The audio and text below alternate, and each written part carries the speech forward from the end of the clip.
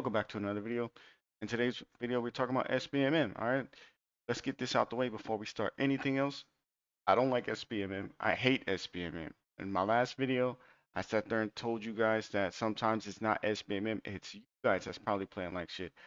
But people took it the wrong way, maybe because I explained it wrong or however I came off. But basically, all I was saying is sometimes it's you just playing like crap. Either you're centering, your positioning, your aim, or whatever it is, it could just be you. Sometimes it's not always SBMM. Yes, SBM is going to fuck with your ping. Yes, SBMM sucks and it only puts you against higher level skilled players. We're not saying that it doesn't. I believe all this SBMM and all that other stuff. Trust me, I've experienced it too. But all I'm saying is there's some things that you could be doing. Eh, That's all I'm saying. I'm not saying that you about to just change it, then you about to just start shitting on everybody and become a top 0.1% player. You know what I mean? I'm just saying sometimes it's not SBMM, sometimes it's just you. Now that that's out the way, we're all on the same page. SBMM has been in Call of Duty 4, Modern Warfare 1, basically. According to Activision, it's been there. But according to us, we know that wasn't a top thing. We know that it was based off ping. Let me tell you about when I used to play Black Ops 1. If you don't know, Black Ops 1 was the first Call of Duty I played online. Before Black Ops 1, I didn't have access to internet, but I was playing the stories and all that other stuff. But I didn't play online because I just didn't have it like that when I was a kid. So I would always find people with my area code and my area code and then the clan for my state and city, you know, I always would see that. And when I had a mic, I'd be like, yo, where you from? Oh, you from this side of town? Oh, that's dope. I'm from this side. We're not even too far from each other. You know what I mean? I always would see people in my area code all the time. Even still, when we just have a conversation, people sometimes would just say what they would, say what they would be doing or where they would be at. And I'd be like, bro, I know where that's at. You know what I mean? So now it seems like it's more based off skill because it is. Now you do good, you get higher players.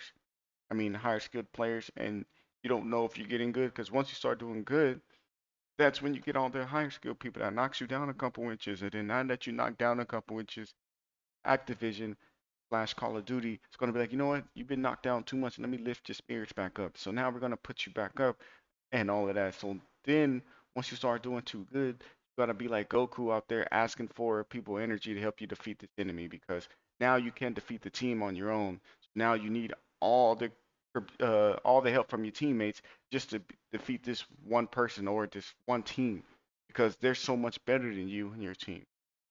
Sometimes SBMM just puts you in lobbies where you're the only good person on your team. You could be better than everybody else, but the fact that you have all the worst teammates, the game's just all messed up. So pretty much they're saying we all know what it is. We all were right that it's protecting bad players. Okay? They're making them feel like they're contributing meaningfully to the team because if they don't, then they're gonna leave the game. If you don't contribute or you feel like you're so bad, they're gonna leave the game now. I don't know if this is just only Call of Duty players. I don't know why people believe at all. I like to be good at games. I'm the type of guy that I'm going to try to improve at everything I do, whether it's content creation, gaming, my job, being a better spouse to my partner, just whatever it is, I'm always looking to. And anybody that knows me was there and be like, yeah, he's always trying to do something. But if I'm watching, I used to watch tip videos on Call of Duty back then. I used to have like a point 0.5 KD, believe it or not. And then now there's been Call of Duties where I had a 1.8, and I was just the top guy. So it's just I don't play Call of Duty as much just because it feels like there's no reason for you to try. You know what I mean? So it's mental fatigue for me. It's the reason why I stopped playing for a while. It's just like, oh my God, bro. But new Black Ops coming out. I feel like this is their reasoning for upping it. The new Black Ops coming out, I'm gonna still get it because I'm excited for it. I think the story is just good, and then we're just gonna see how Black Ops is. I feel like this is going. be a big one for a lot of people. Like I don't think Modern Warfare 3 was a big one for a lot of people because it was just basically MW2 update. So, but all this is just saying that most of the people get better in match placement and stick with the game longer, and they quit less while skill is a factor. And when they don't, then they typically leave, or they leave matches, or they don't play multiplayer. They go play in zombies, or just they go do other stuff, and they feel like that SBMM is the best thing for them. And all this comes down to it's just money, bro. Let's keep it a bean. Let's keep it 100. However y'all want to say it, it's just money. They already know that the more people that get SBMM, they feel like they're good. They're gonna stay and feel like they can spend money because I'm good at the game. I might as well stick and play this game. Like if you feel good at a game, you're more likely to play the game. Let's just be honest. I'm gonna sit there and say it too. If I feel like I'm really good at a game, I'm gonna sit there and play it more because I know I'm good at the game, or at least I feel like I'm good at the game. Now, do we are we actually that good in Call of Duty? Probably not, because a lot of people are being protected. Don't know how good you are. The good players are probably a lot better than what they think because they're only going against good players, and the bad players are a lot worse because they're only going against bad players. So nobody's sitting there getting better. We're all just staying relatively the same, or we're getting worse because some people stop playing Call of Duty and come back. Now, this, I don't really know how much I agree because this is not the top. This is not the top. I don't care about voice chat. I don't even know why voice chat is even a thing. Voice chat only really works in like S&D lobbies. So I think this is at the top. This is here. Platform, I actually matchmake with all platforms. I don't turn cross play off. I don't even know if PC have that option to turn cross play off. So they're saying, I don't know. People say that Call of Duty is just manipulating you, and I believe it. I definitely believe it.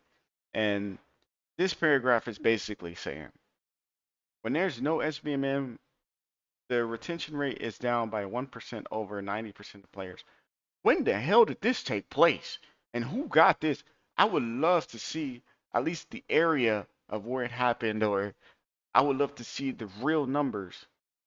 Because did this happen when I wasn't playing Call of Duty? Like, when did this take place? Or did this take place during the free weekend events? Because every free weekend event that then came out, I think besides like the first one, I have not been playing. I keep up with Call of Duty, but I just took a break. It was just all right, bruh. I'm tired of sitting there having to sweat every time I play the game. I'm getting more stressed out playing some games than others. So why am I not? Why am I sitting here playing Call of Duty that's going to try to make me sweat all the time and get upset when my team can't perform?